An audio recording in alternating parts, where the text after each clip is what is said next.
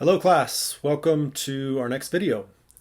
In this video, we're going to continue with our work from chapter 17 on industrialization and market concentration. So we're talking about this period of time in the late 1800s when in the American economy, we're seeing this transition towards more factory production as well as less competition, the existing firms becoming more powerful. A quick reminder, make sure that you've seen the previous video, the chapter intro, to lay the groundwork for all of this. Okay, so big theme for today's lecture here is to understand three ideas. All right, one, what are economies of scale? This is something that we saw in the late 1800s. This is something that you encounter today in our modern day economy, so it's really core idea in microeconomics. Two, what are economies of geography? Just as firms can get advantage from producing on a larger scale, they can also take advantage when they're producing in particular areas. So we'll try to draw that out. And then the third big idea from this little mini lecture is that we want to understand how these two ideas that we're learning about, economies of scale, economies associated with geography, have led to this big consequence, which is our focus in this unit, of less competition and more industrial production. So let's get to it. To begin with, I want to try to explain to everybody here economies of scale. And to do so, let's take a look at some modern day firms that we encounter all the time. Starbucks, Amazon, Costco, Target. These companies are, of course, huge, among the very biggest companies and firms throughout the world. That gives them a really big advantage, right? Starbucks, because of the size of their operation, is able to take advantage of certain things and by doing so produce their products more cheaply, produce their goods and services at a lower cost than would a small local coffee shop that's producing on a smaller scale, right? So it's really an intuitive idea here when we're talking about economies of scale, right? On a gut level, economies of scale is talking about this situation when companies can produce more cheaply, can make their goods at lower costs when they make more of it. It's cheaper to produce in bulk. The economic idea is that's economies of scale.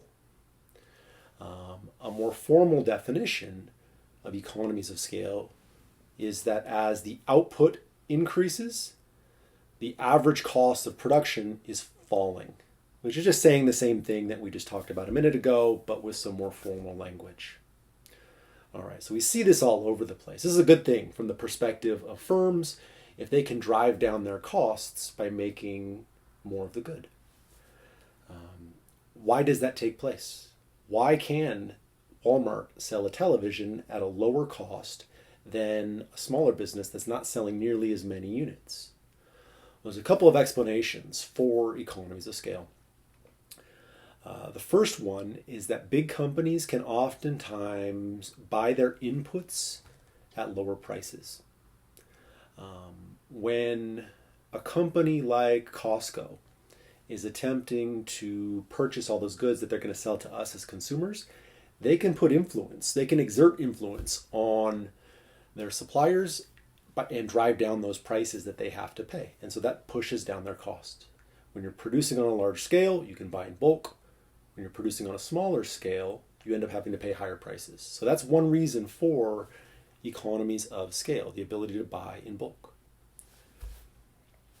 Another thing that takes place is that bigger companies can take better advantage of specialization. Huge firms producing on a large scale have the ability to hire specialized workers, to use specialized machinery, to use specialization all throughout their production process, and by doing so, they're more productive. One of my favorite examples of this, and I mentioned this in a previous class, is in how these big box retailers clean the floors. Right? So if you go see the floors being cleaned in a place like Costco or Target or something like that, you don't see someone walking around with a mop as you might see at a real small business. Instead, they have these super industrial cleaners that they're able to push around, these things that look kind of like Zambonis. It's a really sophisticated tool. It's expensive, but it's really, really great at cleaning floors, right? They can do so just like that. And so big companies that have a lot of floor to clean can take advantage of those types of tools.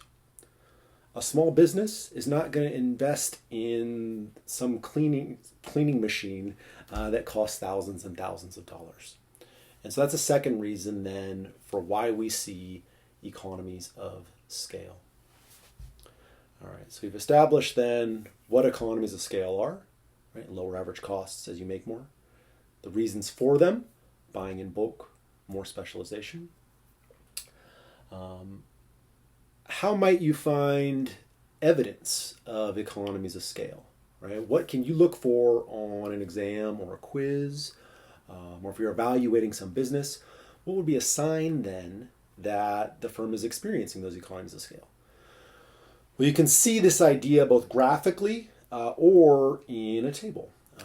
Graphically, the sign that you want to look for economies of scale would be a falling long-run average cost curve. Right? That line representing average costs is sloping down. Then that's an indication that costs are going down as they're making more. We have economies of scale. In a table, you could see the same thing. If you have some indication that to make 5 units, it costs the firm, say, $10 each per unit. But if they're making more of the good, they increase production to 10 units, and their average cost falls to $1 each. That's also an indication then of economies of scale. So look for those two things if you're trying to find evidence for economies of scale. Okay, let's move on then and think about the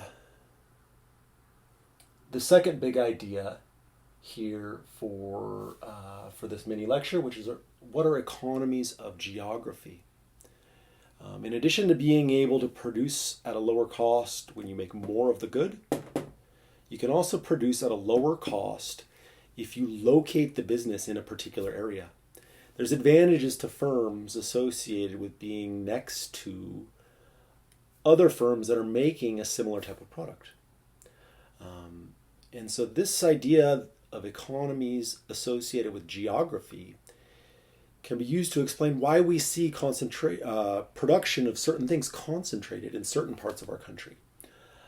For example, out here in Los Angeles, we see lots and lots of production of film and television, right? And so that's not a coincidence. It's because it's cheaper to do so. It's certainly possible to film television series or movies anywhere across the world, but it's a lot easier for a firm to do so if they're near all of the actors and writers and camera people and all the sort of workers and other production that goes into that industry. So we see that in entertainment. We see it in finance, right? Wall Street is a good example of this. We see this with technology. Think all the tech jobs up there in the Bay Area. You see this with agriculture.